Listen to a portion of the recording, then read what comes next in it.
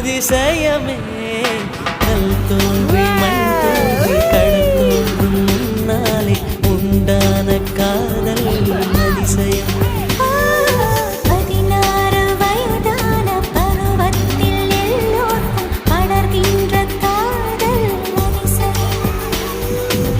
பூக்குள் ஒளிந்திருக்கும் கனிக்கூட்டம் அதிசயம். வண்ணத்து பூச்சியிடம் துளை செல்லும் காற்று மெல்லிசையாதல் கிராமத்துல இல்லாத குயில் பாட்டு அதிசயம்.